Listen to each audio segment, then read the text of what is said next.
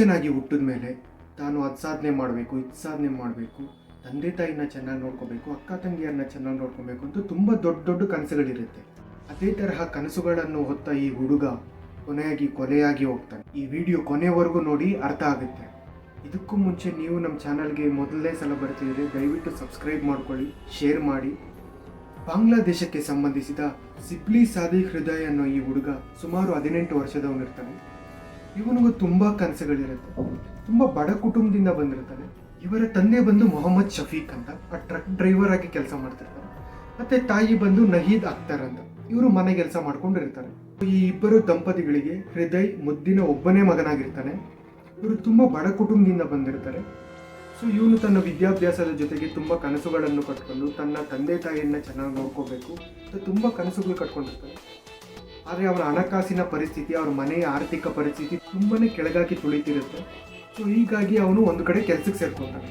ಅದು ಎಲ್ಲಿ ಅಂದರೆ ಒಂದು ಪೌಲ್ಟ್ರಿ ಫಾರಮ್ ಅಲ್ಲಿ ಕೆಲಸಕ್ಕೆ ಸೇರ್ಕೊತಾನೆ. ಕೆಲಸಕ್ಕೆ ಸೇರ್ಕೊಂಡು ಬಂದ ಸಂಬಳದಲ್ಲಿ ಅವನು ವಿದ್ಯಾಭ್ಯಾಸದ ಖರ್ಚು, ಸ್ವಲ್ಪ ಮನೆ ಕಡೆನೂ ಖರ್ಚಿಗೆ ಕೊಡ್ತಿದ್ದ.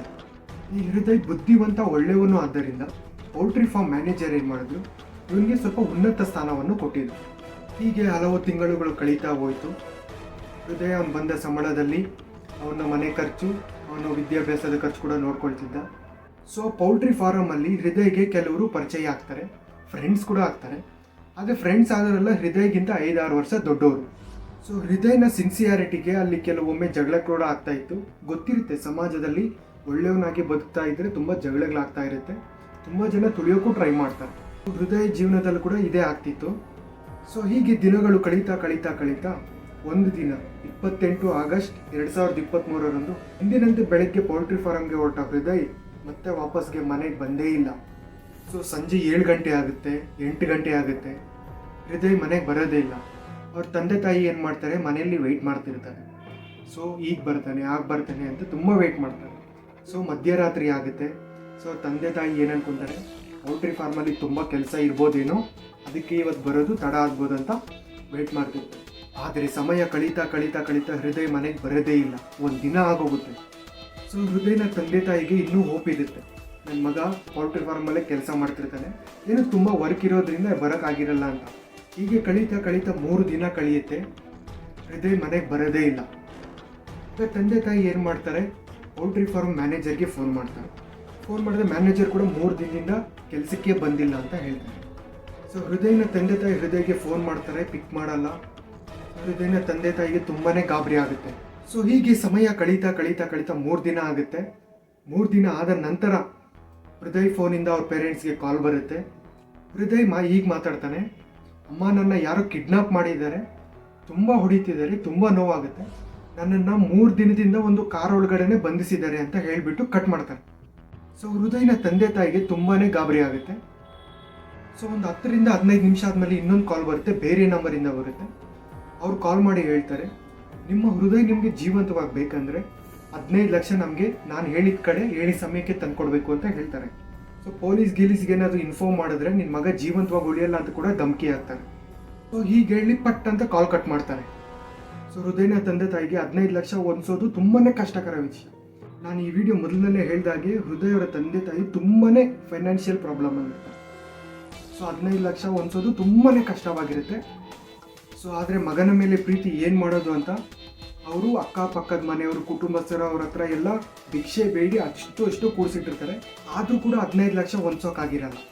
ಸೊ ಹೀಗೆ 3 ದಿನ ಅವರ ಪ್ರಯತ್ನ ಸಾಕ್ತಾನೆ ಇರುತ್ತೆ. ಆದರೂ 15 ಲಕ್ಷ ಹೊಂದಿಸೋಕೆ ಆಗಿರಲ್ಲ. ಸೊ ಮತ್ತೆ 3 ದಿನ ಆದಮೇಲೆ ಮತ್ತೆ ಕಾಲ್ ಬರುತ್ತೆ, ಸೇಮ್ ಅದೇ ನಂಬರಿಂದ. ಸೊ ನಮ್ಗೆ 15 ಲಕ್ಷ ಬೇಡ, 2 ಲಕ್ಷ ಹೊಂದಿಸ್ಕೊಡಿ ಅಂತ ಕಿಡ್ನಾಪರ್ಸ್ ಡಿಮ್ಯಾಂಡ್ ಮಾಡ್ತಾರೆ. ಸೊ ಹೃದಯನ ತಂದೆ ತಾಯಿ ಹಾಗೋ ಭಿಕ್ಷೆ ಬೇಡಿ ಅವ್ರ ಹತ್ರ ಇರೋ ವಸ್ತುಗಳೆಲ್ಲ ಮಾರಿ ಅಕ್ಕಪಕ್ಕದ ಮನೆಯವ್ರ ಹತ್ರದಿಂದ ಭಿಕ್ಷೆ ಬೇಡಿ 2 ಲಕ್ಷ ಹೊಂದಿಸಿರ್ತಾರೆ. ಹೊಂದಿಸಿ ಕಿಡ್ನಾಪರ್ ಕಾಲ್ಗೋಸ್ಕರ ವೆಯ್ಟ್ ಮಾಡ್ತಿರ್ತಾರೆ. ಸೊ 4ನೇ ಸೆಪ್ಟೆಂಬರ್ 2023 ಕಿಡ್ನಾಪರ್ಸ್ ಮತ್ತೆ ಕಾಲ್ ಮಾಡ್ತಾರೆ. ಕಾಲ್ ಮಾಡಿ ಜಾಗ ಹೇಳ್ತೀನಿ, ಟೈಮಿಂಗ್ಸ್ ಹೇಳ್ತೀನಿ, ಅಲ್ಲಿ ಬಂದು ಕೊಟ್ಟೋಗಿ ಅಂತ ಹೇಳ್ತಾರೆ. ಸೊ ದುಡ್ಡು ಕೊಡೋಕ್ಕೆ ಹೃದಯವ್ರ ತಂದೆ ಮಾತ್ರ ಹೋಗ್ತಾರೆ. ಸೊ ಅಲ್ಲಿ ಹೃದಯ ಇರೋದಿಲ್ಲ. 2 ವ್ಯಕ್ತಿಗಳು ಮಾತ್ರ ಮಾಸ್ಕ್ ಹಾಕೊಂಡು ನಿಂತಿರ್ತಾರೆ. ಸೊ 2 ವ್ಯಕ್ತಿಗೆ ಹೀಗೆ ಹೇಳ್ತಾರೆ, ನಿನ್ನ ಮಗ ಆಲ್ರೆಡಿ ಮನೆಗೆ ಸೇರಿದ್ದಾನೆ, ಹೋಗಿ ಅಂತ ಹೇಳ್ಬಿಟ್ಟು ದುಡ್ಡು ತೊಗೊಂಡು ಕಳಿಸ್ಬಿಡ್ತಾರೆ. ಸೊ ಅವರ ತಂದೆ ಏನು ಮಾಡ್ತಾರೆ, ಖುಷಿಯಿಂದ ಮನೆಗೆ ಬರ್ತಾರೆ, ನನ್ನ ಮಗ ಮನೆಗೆ ಬಂದಿರ್ತಾನೆ. ಸೊ ಮನೆಗೆ ಬಂದು ನೋಡಿದ್ರೆ ಅಲ್ಲಿ ಅವ್ರ ತಾಯಿ ವೆಯ್ಟ್ ಮಾಡ್ತಿರ್ತಾರೆ. ಸೊ ಹೃದಯ ಇನ್ನೂ ಮನೆಗೆ ಬಂದಿರಲ್ಲ. ಸೊ ಅವ್ರೇನು ಮಾಡ್ತಾರೆ, ಸೊ ಬಡೋದು ಸ್ವಲ್ಪ ತಡ ಆಗಿರ್ಬೋದು, ಬಂದೇ ಬರ್ತಾನೆ ಅನ್ನೋ ಹೋಪ್ ಮೇಲೆ ಮನೆಯಲ್ಲಿ ತಂದೆ ತಾಯಿ ಇಬ್ಬರು ಕಾಯ್ತಿರ್ತಾರೆ. ಸೊ ಹೀಗೆ ಕಳೀತಾ ಕಳೀತಾ ಕಳೀತಾ ಇನ್ನೂ 3 ದಿನ ಕಳೆಯುತ್ತೆ. ಹೃದಯ್ ಮನೆಗೆ ಬರೋದೇ ಇಲ್ಲ. ಸೊ ಆಗ ಅವ್ರೇನು ಮಾಡ್ತಾರೆ, ಡಿಸೈಡ್ ಮಾಡಿ ಪೊಲೀಸ್ ಸ್ಟೇಷನ್ಗೆ ಕಂಪ್ಲೇಂಟ್ ಕೊಡೋಕೆ ಹೋಗ್ತಾರೆ. ಸೊ ಕಂಪ್ಲೇಂಟ್ ಕೊಡೋಕೆ ಹೋದಾಗ ಪೊಲೀಸವ್ರು ಏನು ಮಾಡ್ತಾರೆ, ಬೈತಾರೆ, ನೀವು ಇಷ್ಟು ದಿನ ಆಗಿದೆ ಇನ್ನೂ ಯಾಕೆ ಕಂಪ್ಲೇಂಟ್ ಕೊಟ್ಟಿಲ್ಲ ಅಂತ. ಆಗ ಅವರ ತಂದೆ ಹೇಳ್ತಾರೆ, ಕಿಡ್ನಾಪರ್ಸ್ ಈ ಥರ ಧಮಕಿ ಹಾಕಿದ್ರು, ಸೊ ನಾವು ಮಗನ ಮೇಲಿರೋ ಪ್ರೀತಿ ಭಯದಿಂದ ನಾವು ಕಂಪ್ಲೇಂಟ್ ಕೊಟ್ಟಿಲ್ಲ ಅಂತ ಹೇಳ್ತಾರೆ. ಸೊ ಪೊಲೀಸವ್ರು ಏನು ಮಾಡ್ತಾರೆ, FIR ಫೈಲ್ ಮಾಡಿಕೊಂಡು ಇನ್ವೆಸ್ಟಿಗೇಷನ್ ಸ್ಟಾರ್ಟ್ ಮಾಡ್ತಾರೆ. ಅವ್ರ ಮನೆ ಹತ್ರ, ಅವ್ರ ಸ್ಕೂಲ್ ಹತ್ರ ಎಲ್ಲ ವಿಚಾರಿಸಿದಾಗ ಗೊತ್ತಾಗಿದೆ ಏನಂದರೆ, ಹೃದಯ್ ತುಂಬ ಒಳ್ಳೆ ಹುಡುಗ, ಯಾರ ಹತ್ರನೂ ಗಲಾಟೆಗೆ ಹೋಗೋನಲ್ಲ.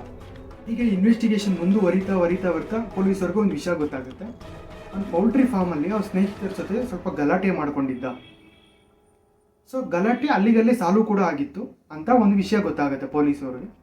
ಸೊ ಈ ವಿಷಯ ಗೊತ್ತಾಗಿದ ತಕ್ಷಣ ಪೊಲೀಸವ್ರು ಏನು ಮಾಡ್ತಾರೆ, ಈ 6 ಜನನ ಫ್ರೆಂಡ್ಸ್ನ ಹುಡ್ಕೋಕೆ ಸ್ಟಾರ್ಟ್ ಮಾಡ್ತಾರೆ. 6 ಜನರಲ್ಲಿ 4 ಜನ ಮಾತ್ರ ಸಿಗ್ತಾರೆ. ಸೊ 4 ಜನ ಮಾತ್ರ ಬಂಧಿಸಿ ಇನ್ವೆಸ್ಟಿಗೇಷನ್ ಮಾಡೋಕ್ಕೆ ಸ್ಟಾರ್ಟ್ ಮಾಡ್ತಾರೆ. ಇನ್ವೆಸ್ಟಿಗೇಷನಲ್ಲಿ 4 ಜನ ತುಂಬ ಇನ್ನೋಸೆಂಟಾಗಿ ಬಿಹೇವ್ ಮಾಡ್ತಾರೆ. ಅವ್ರಿಗೇನು ಗೊತ್ತೇ ಇಲ್ಲ, ಅವ್ರೇನು ಮಾಡೇ ಇಲ್ಲ ಅನ್ನೋ ಹಾಗೆ ಬಿಹೇವ್ ಮಾಡ್ತಾರೆ. ಸೊ ಆ 4 ಜನದ ಹೆಸರು ಹೀಗಿರುತ್ತೆ, ಉಮಾಂಗ್ ಚಿಂಗ್ ಮರ್ಮಾ, ಚುಂಗ್ ಮೂಮಾ ಮರ್ಮಾ, ಅಂಗ್ತುಮುಂಗ್ ಮಾಮಾ, ಉಯಕ್ ತಮಿ ಮಾಮಾ. ಈ 4 ಜನನ ಪೊಲೀಸರು ಇನ್ವೆಸ್ಟಿಗೇಷನ್ ಮಾಡೋಕ್ಕೆ ಸ್ಟಾರ್ಟ್ ಮಾಡ್ತಾರೆ. ಇನ್ವೆಸ್ಟಿಗೇಷನ್ ಮಾಡ್ತಾ ತುಂಬಾ ಪ್ರೆಷರ್ ಹಾಕಿ ತುಂಬ 3rd ಡಿಗ್ರಿ ಟ್ರೀಟ್ಮೆಂಟ್ ಕೊಟ್ಟು ಇನ್ವೆಸ್ಟಿಗೇಟ್ ಮಾಡ್ತಾರೆ. ಉಮಾಂಗ್ ಚಿಂಗ್ ಮರ್ಮಾ ಅನ್ನೋನು ಬಾಯ್ ಬಿಟ್ಬಿಡ್ತಾನೆ, ನಮ್ಗೆ ಈ ಥರ ಪೌಲ್ಟ್ರಿ ಫಾರ್ಮಲ್ಲಿ ನಮಗೆ ತುಂಬಾ ಕಷ್ಟ ಆಗಿತ್ತು, ನಮಗಿಂತ ಚಿಕ್ಕವನ ಕೈ ಕೆಳಗಡೆ ಕೆಲಸ ಮಾಡೋದು ತುಂಬಾ ಕಷ್ಟ ಆಗಿತ್ತು, ಅದು ನಾವು ಅವನು ಹೇಳ್ದಾಗೂ ಕೇಳ್ತಿರ್ಲಿಲ್ಲ. ಸೊ ಈ ಸೇಡ್ ಇಟ್ಕೊಂಡು ನಾವು ಅವನ್ನ ಕಿಡ್ನಾಪ್ ಮಾಡಿ ಸಾಯಿಸಾಕಿದ್ವಿ. ಅವ್ರು ಹೇಳ್ತಾರೆ, ಕಿಡ್ನಾಪ್ ಮಾಡಿದ್ದಾದ್ಮೇಲೆ ನಾವು ಅವ್ರನ್ನ ಮನೆಗೆ ಕಳ್ಸೋಣ ಅಂತ ಅಂದ್ಕೊಂಡಿದ್ವಿ, ಆದರೆ ಮನೆಗೆ ಕಳ್ಸಿದ್ರೆ ಅವನು ಪೊಲೀಸರ್ಗೆ ಹೋಗಿ ಕಂಪ್ಲೇಂಟ್ ಕೊಡ್ತಾನೆ. ಸೊ ಪೊಲೀಸರು ನಮ್ಮನ್ನು ಅರೆಸ್ಟ್ ಮಾಡ್ತಾರೆ ಅನ್ನೋ ಭಯದಲ್ಲಿ ಅವನ್ನ ನಾವೇ ಚಾಕುವಿಂದ ಚುಚ್ಚಿ ಸಾಯಿಸಾಕಿದ್ವಿ ಅಂತ ಹೇಳ್ತಾನೆ. 4 ಜನ ಏನು ಮಾಡ್ತಾರೆ, ಪೊಲೀಸವ್ರಿಗೆ ಅವ್ರ ಡೆಡ್ ಬಾಡಿ ತೋರಿಸ್ತಾರೆ. ಸೊ ಅವ್ನ ಮುಖ ಎಲ್ಲ ತುಂಬ ಗಜಿಬಿಜಿಯಾಗಿರುತ್ತೆ, ಅವನ ಮುಖನ ಕಂಡಿಡಿಯೋ ಕೂಡ ತುಂಬ ಕಷ್ಟ ಆಗಿರುತ್ತೆ. ಆದರೆ ಅವ್ನು ಹಾಕಿರೋ ಬಟ್ಟೆ ನೋಡಿ ಅವ್ರ ತಂದೆ ತಾಯಿ ಇವನೇ ನನ್ನ ಮಗ ಅಂತ ಕಂಡುಹಿಡಿತಾರೆ. ಸೊ ಇನ್ವೆಸ್ಟಿಗೇಷನಲ್ಲಿ ಈ ಉಮಾಂಗ್ ಚಿಂಗ್ ಮರ್ಮಾ ಅನ್ನೋನು ಏನು ಹೇಳ್ತಾನಂದರೆ, ನಾವು ಕೊಲೆ ಮಾಡಿದ್ದಷ್ಟೇ ಅಲ್ಲ, ನಾವು ಇವನ್ನ ಕತ್ತರಿಸಿ ಬೇಯಿಸ್ಕೊಂಡು ತಿಂದಿದ್ದೀವಿ ಅಂತ ಕೂಡ ಶಾಕಿಂಗ್ ನ್ಯೂಸ್ ಹೇಳ್ತಾನೆ. ಸೊ ಇವ್ 4 ಜನರನ್ನ ಪೊಲೀಸರು ಬಂಧಿಸಿ FIR ಬುಕ್ ಮಾಡಿ ಅರೆಸ್ಟ್ ಮಾಡ್ತಾರೆ. ಸೊ ಅರೆಸ್ಟ್ ಮಾಡಿದಾದ್ಮೇಲೆ ಕೆಲವು ದಿನ ಜೈಲಲ್ಲಿ ಇಡ್ತಾರೆ. ಸೊ ಈಗಾಗಲೇ ಬಾಂಗ್ಲಾದೇಶದ ಜನರು ತುಂಬ ರೊಚ್ಚಿಗೆದ್ದಿರ್ತಾರೆ. ಅವರು ಪ್ರೊಟೆಸ್ಟ್ ಮಾಡೋಕ್ಕೆ ಸ್ಟಾರ್ಟ್ ಮಾಡ್ತಾ ಸೊ ಒಂದಿನ ಈ 4 ಜನರನ್ನ ಕೋರ್ಟ್ಗೆ ಪ್ರೊಡ್ಯೂಸ್ ಮಾಡೋಕ್ಕೆ ಕರ್ಕೊಂಡು ಹೋಗ್ತಿರ್ತಾರೆ. ಸೊ ರಸ್ತೆ ಮಧ್ಯದಲ್ಲಿ ಸಾರ್ವಜನಿಕರು ಅಡ್ಡ ಹಾಕಿ ಈ ಉಮಾಂಗ್ ಚಿಂಗ್ ಮರ್ಮಾ ಅನ್ನೋನ್ನ ಸಾರ್ವಜನಿಕರು ಥಳಿಸಿ ಸಾಯಿಸಾಕ್ತಾರೆ. ಸೊ ಇನ್ನು 3 ಜನರ ಜೊತೆಗೆ ಇನ್ನೂ 2 ಕೂಡ ಸಿಗಾಕೊಳ್ತಾರೆ. ಸೊ ಈ 5 ಜನರನ್ನ ಕೋರ್ಟ್ಗೆ ಪ್ರೊಡ್ಯೂಸ್ ಮಾಡಿ, ಸೊ ಕೋರ್ಟ್ ಏನು ಹೇಳುತ್ತೆ ಅಂದರೆ ಇವ್ರಿಗೆ ಜೀವಾವಧಿ ಶಿಕ್ಷೆಯನ್ನು ಹಾಕುತ್ತೆ. ಸೊ ಹೀಗೆ ತುಂಬ ಕನಸುಗಳನ್ನು ಇಟ್ಕೊಂಡಿದ್ದ ಹೃದಯ್, ತುಂಬ ಒಳ್ಳೆಯವನಾಗಿದ್ದ ಹೃದಯ್, ವಿಧಿಯಾಟ ನೋಡಿ ಹೇಗಿದೆ ಅಂತ ಅವನ್ನ ಬಲಿ ತೊಗೊಂಡ್ಬಿಡ್ತು. ಸೊ ಹೀಗೆ ಹೃದಯ ಅನ್ನೋ ಒಂದು ಕತೆ ಕೊನೆ ಆಗುತ್ತೆ. ಈ ವಿಡಿಯೋ ಇಷ್ಟ ಆಗಿದ್ದರೆ ಲೈಕ್ ಮಾಡಿ, ಶೇರ್ ಮಾಡಿ, ಸಬ್ಸ್ಕ್ರೈಬ್ ಮಾಡಿ, ಸಪೋರ್ಟ್ ಮಾಡಿ.